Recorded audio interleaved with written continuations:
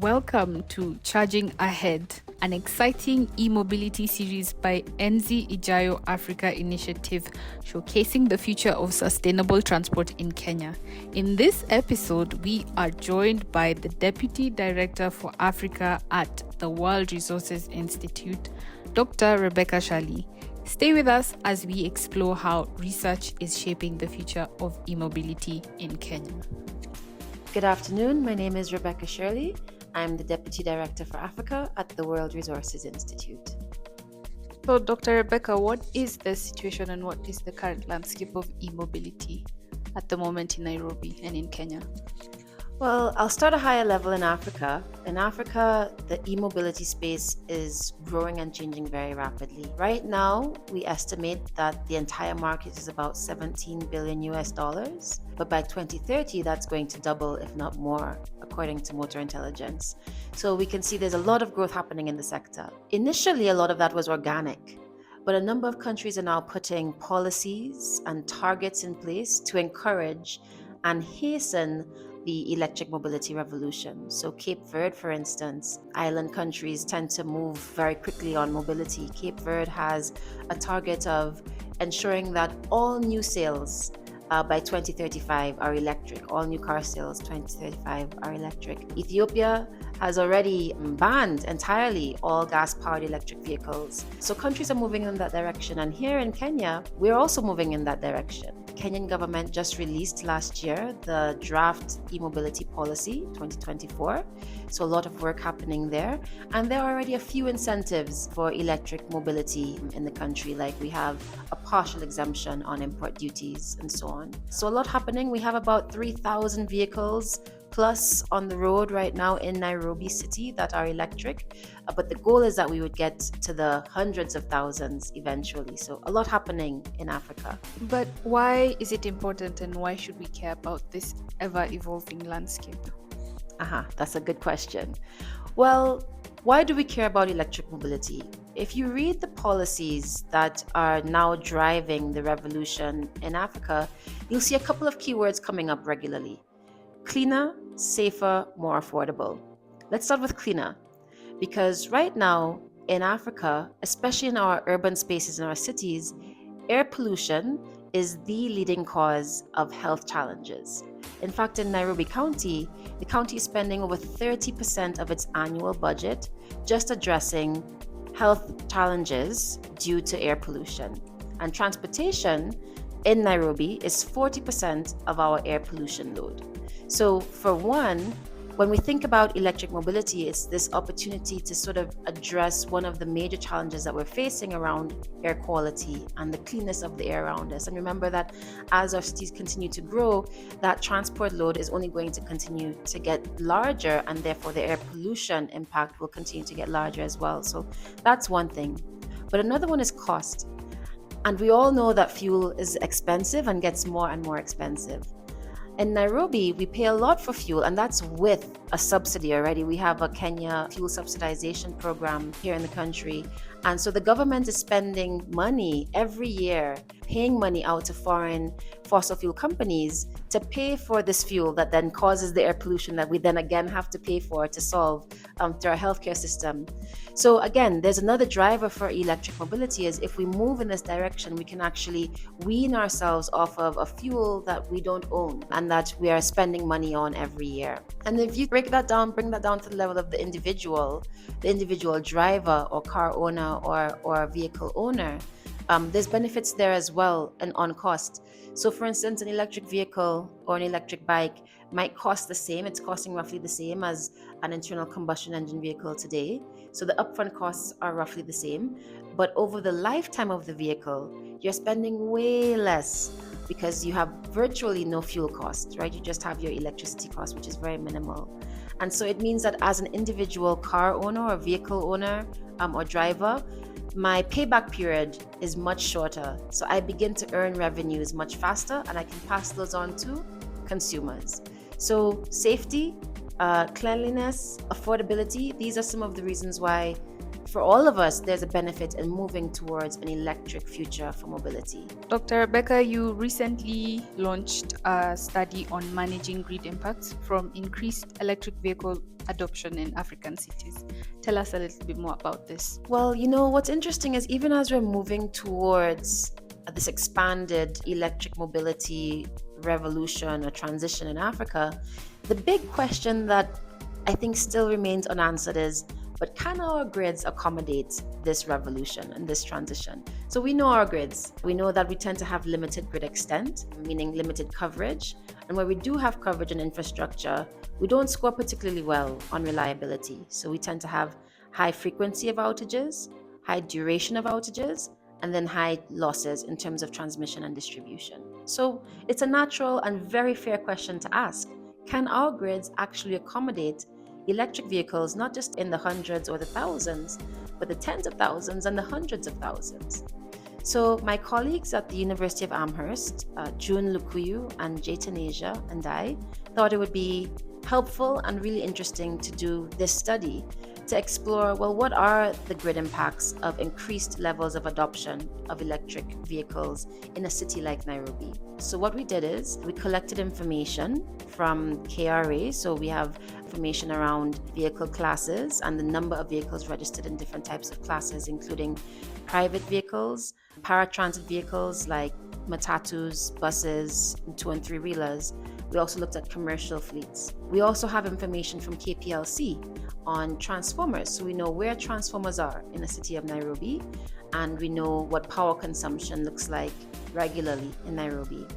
And then we have information on drive patterns or traffic patterns as they were, and we collected publicly available information from sources like Uber that show us how are vehicles moving around the city.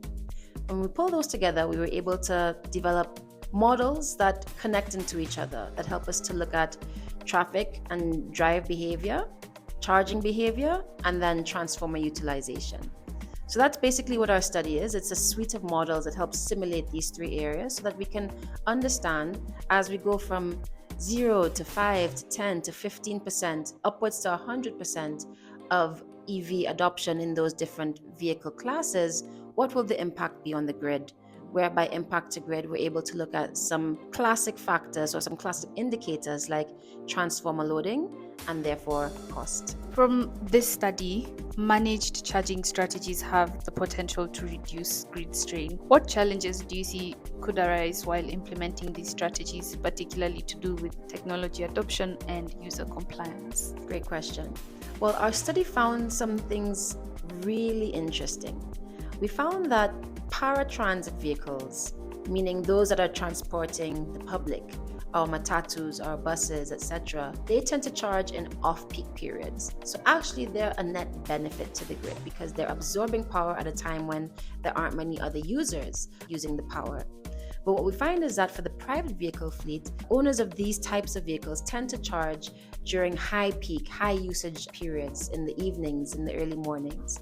And so they can actually create a strain on our transformers or on our infrastructure. And so what we learned through this study is that clearly, if we're going to have successful electric transition in cities like Nairobi, we have to think about how do we manage for charging. One of the ways that you can manage for charging is through time of use pricing. So you can incentivize a vehicle owner to charge at the time that you want them to charge by bringing down the cost of electricity in those particular hours for that particular user class.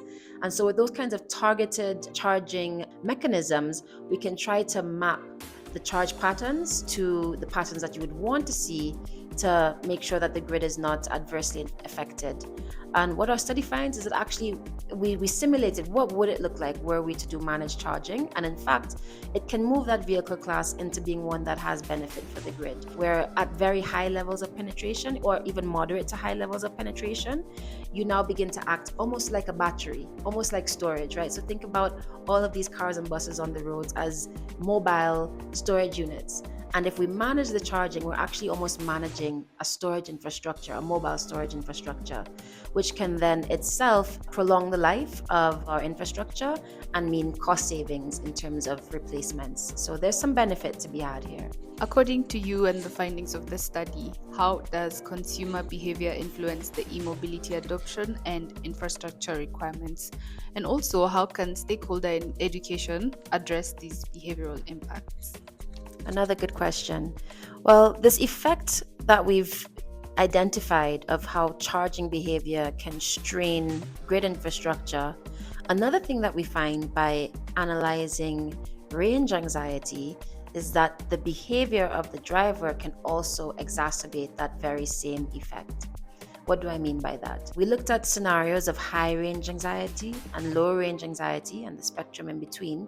And what we find is that if drivers have high range anxiety, meaning that they're worried that their battery is not going to take them as far as they have anticipated, as far as they want at the current level of the battery charge, they're going to charge more often than they actually need to. So rather than charging lower down at the 30% or less, they'll be charging even before the battery has reached to 50%. And so that means more charging at those times that we were talking about that are inconvenient.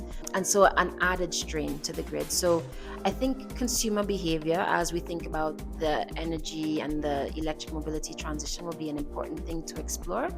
And this is why great awareness programs, education programs will be key, so that we can align consumer behavior with the types of behavior that are most effective and will optimize the EV transition for everyone. Please expound on how the introduction of more electric vehicles impacts and reshapes urban planning and transport policies in Kenya, especially concerning the road infrastructure. Good question. So the study finds that while the private vehicle fleet may present challenges if not well managed to the grid, what is for certain is that the paratransit vehicles and public transit vehicle fleets, the buses, the matatus, the 20-wheelers, this is low risk, very high reward. And so what that says is that as we're planning this electric vehicle revolution and transition, those are the spaces that are going to be the first movers. And in fact, it's often said that Africa's EV revolution will roll in on 2 wheels and not 4, because these are the spaces that are moving fastest. And why is that? Well, one, these are the high volume road users, right? The mileage that matatus, that buses, that our bodas are doing every day far exceeds that of the private fleet. So they're high volume in terms of mileage. They're also high volume in terms of consumers. So this is how most people in Nairobi, if you're using a vehicle to transit throughout the day, you're probably using a bus, a matatu, or a boda. And so there's lots of benefit to exploring these areas first. And what that means is that our urban planners, our city planners, our transit planners should really be thinking about how can we revolutionize the paratransit and the public transit space in Kenya and in cities in particular as dense as Nairobi. Are there any lessons from other regions that could particularly be valuable for Kenyan policymakers and the utilities as they plan for an e-mobility future? Absolutely. There's a lot of lessons to be learned right here on the continent. We can learn from our neighbors, Rwanda. Rwanda is, I think, across East Africa, I feel like it has the most robust policy framework and incentive framework around electric mobility. I just came from Rwanda yesterday, and you can see on the roads, just on regular roads through Kigali, you see the electric bikes are growing in popularity. So they've done a lot to put policy in place. Like, for instance, they have zeroed out import duties on electric vehicles, but also they've gone that extra step of charging lower electricity tariffs to electric mobility users. And that's the first step, as I was mentioning, towards managed charging. So Rwanda is definitely doing a lot that we can learn from. But also, as we talked about, the need for the city of Nairobi to think about public transit first and be sort of public transit first oriented, there's lessons we can learn from cities like Lagos, cities like Johannesburg, cities like Salaam that all have bus rapid transit systems. The good news is that Kenya is also, and Nairobi in particular, is also looking towards clean bus rapid transit. In fact, this was just passed by cabinet last year. So what that means is, as mobility users in Nairobi, we can expect that soon to come, there will be dedicated lanes for high-capacity buses that are carrying lots of people at the same time on regular intervals, with standardized fares and with features for safety for youth, women, and for elders. I bring that up because NMATA has already committed that over 100 of those buses will be electric. So I love this vision for Nairobi, and I'm looking forward to that.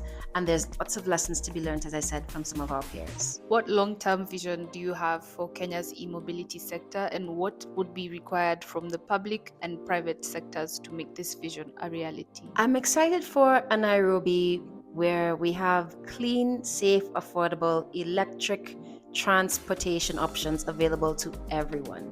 So imagine a Nairobi where you get up for work, you get yourself into an electric bus, you get off of the bus, you get onto an electric boda to get through the last mile of your journey to work, and you've had this safe, clean experience of getting yourself to work and back, all while helping to provide and maintain green jobs, all while reducing the air pollution load that sits on us, and all while being friendly to our pockets and being friendly to our taxes. That's a vision for me that I'm really inspired by. And at the World Resources Institute, we're really excited to be part of helping to bring that vision to reality. What would you say are the next steps for Kenya's e-mobility stakeholders, and what they should take to ensure a sustainable and inclusive transition? Next steps. Well, first next step is from our draft policy to now move towards a concrete roadmap for electric mobility transition. And what our study has shown is that this roadmap has to be fleet specific. Each fleet is very different. The bus fleet, the matatu fleet, the 2- and 3-wheelers, private vehicles, commercial, all need targeted incentives and targeted plans for infrastructure. The second thing is coordination. So our city planners, our transit planners, and our electric utility, our power planners, all have to be working together. So a coordinated approach towards road mapping our future is really key. And then third is thinking about finances. So how do we actually encourage and support financial incentives and create the fiscal space for these types of vehicles to find themselves on Nairobi's roads? The last thing I have to make a plug for, of course, is more research. So if we have more real-time data on transformers, if we have more real-time data on drive patterns, and if we have more of this sort of localized analysis of what happens in a city like Nairobi, we can plan better and better and better. So those are the next steps I would recommend. Dr. Shirley has unpacked the research behind managed charging, consumer adoption, urban policy shift, and Kenya's long-term e-mobility vision.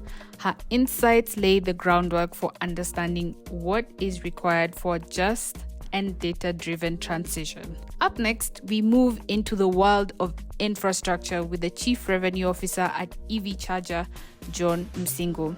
Thank you for watching, and charge up for the next episode by subscribing to stay on the road with us.